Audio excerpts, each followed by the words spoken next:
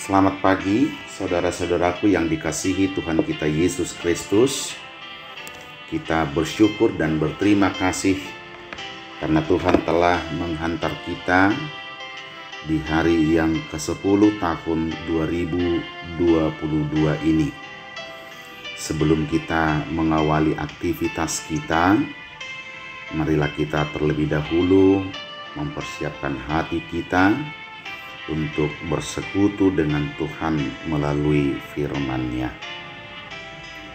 Damai sejahtera Allah yang melampaui segala akal dan pikiran, kiranya menguasai hati dan pikiranmu di dalam Kristus Yesus Tuhan kita.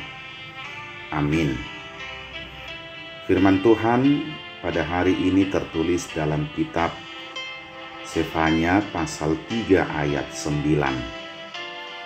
Tetapi sesudah itu aku akan memberikan bibir lain kepada bangsa-bangsa, yakni bibir yang bersih, supaya sekaliannya mereka memanggil nama Tuhan, beribadah kepadanya dengan bahu-membahu. Aidisido atongonokku tuaka bangso dila napita, asa saluhut nasida maju guarni Jehovah, asa diului nasida ibana maroha si samujur. Demikian renungan kita pada hari ini. Saudara-saudaraku, perilaku umat pada zaman Nabi Sefanya tidak lagi menggunakan bibirnya untuk menaikkan pujian kepada Tuhan, melainkan mereka menggunakannya untuk menyembah berhala. Bahkan kecenderungan mereka menghujat nama Tuhan akibat dari penderitaan yang mereka hadapi sebagai akibat dari dosa dan pelanggaran mereka akan perintah Tuhan. Pada saat itulah Nabi Sefanya menyampaikan bahwa Allah sendiri akan hadir membawa umat kepada pertobatan. Mereka akan menggunakan bibir mereka untuk memuji Tuhan. Demikian halnya kita pada saat ini. Sudahkah dengan bibir kita giat menaikkan pujian bagi nama Tuhan? Sudahkah kita menggunakan bibir kita untuk sesuatu yang berkenan bagi Tuhan? Saudaraku, kepribadian dan karakter seseorang dapat dilihat dari apa yang diucapkannya. Bangsa Israel sebagai bangsa pilihan Tuhan seringkali mengucapkan perkataan yang kurang baik, dalam artian mengucapkan perkataan yang tidak menghargai Tuhan. Mereka menghujat nama Tuhan karena mereka menderita. Padahal penderitaan mereka itu adalah akibat dosa-dosa mereka sendiri. Itulah mengapa Alkitab pun menyebutkan bahwa bangsa Israel sebagai suatu bangsa yang tegar tengkuk. Dapat kita baca dalam kitab Ulangan pasal 9 ayat 13. Jika bangsa Israel yang adalah bangsa pilihan Tuhan saja seperti itu, bagaimana dengan bangsa-bangsa lain yang tidak pernah mengenal Tuhan? Dalam Nats hari ini, Nabi Sefanya menyatakan bahwa Tuhan akan memberikan bibir yang bersih kepada bangsa-bangsa. Tentu tidak hanya kepada bangsa Israel saja, dengan tujuan agar setiap bangsa bisa memanggil nama Tuhan dengan benar dan beribadah kepada Tuhan dengan benar juga. Ketika Tuhan memberikan bibir yang bersih tersebut, maka bangsa-bangsa tersebut tidak akan lagi mengucapkan perkataan yang congkak dan sombong.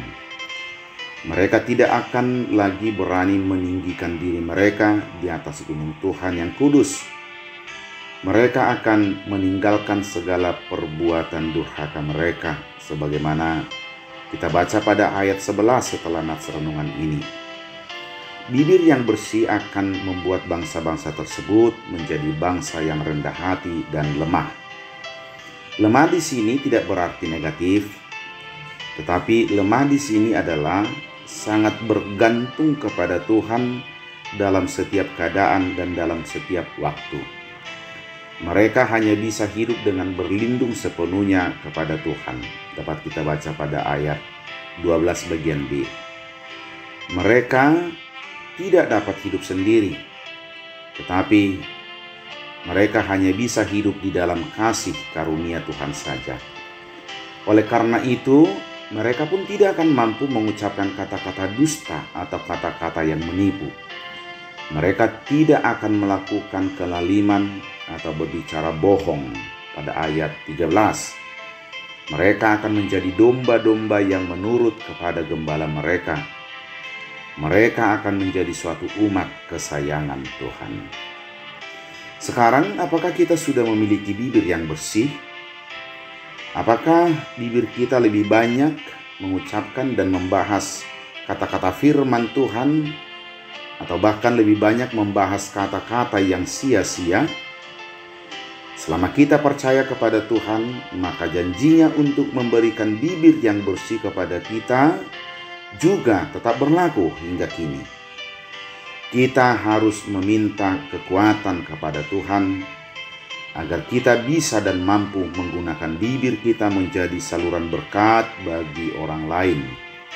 Kata-kata kita menjadi penguat iman, menjadi motivasi dan kekuatan baru bagi kita dan bagi orang lain. Karena itu, milikilah bibir yang bersih, sehingga segala perkataan kita boleh dipakai Tuhan untuk kemuliaan namanya.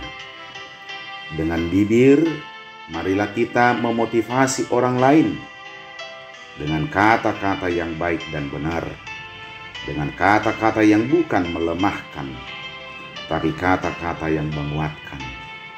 Itulah bibir yang bersih yang dijanjikan oleh Allah bagi orang-orang yang dikasihinya. Amin. Kita berdoa. Kami mengucap syukur dan berterima kasih ya Allah atas firman-Mu hari ini, meneguhkan hidup kami bahwa Engkau mengasihi kami. Engkau akan bersama-sama dengan kami dalam kehidupan kami. Engkau berjanji akan memberikan bibir yang bersih bagi setiap kami, supaya dengan demikian nama Tuhan kami permuliakan. Agar dengan demikian kami selalu giat untuk berucap kata-kata yang benar dan kata-kata yang berkenan bagi nama Tuhan. Ingatkan kami agar senantiasa dengan bibir kami nama Tuhan selalu kami tinggikan, bukan diri kami sebaliknya. Ya Allah, ya Tuhan kami, dengan siapapun kami bersekutu sepanjang hari ini, biarlah kami menjadi pemberi semangat dan motivasi bagi mereka, sebab Tuhan telah membaharui hidup kami, sebab Tuhan telah membaharui bibir kami, sebab Tuhan telah membersihkan kami dari segala dosa kami. Kuatkanlah kami Tuhan menjalani segala aktivitas kami sepanjang hari ini. Yakinkan kami bahwa Engkau selalu bersama-sama dengan kami. Maka apapun tantangan, kesulitan yang akan kami hadapi sepanjang hari ini, bersama-Mu kami akan memenangkannya. Di dalam nama anak-Mu Yesus Kristus, terimalah doa permohonan kami. Amin.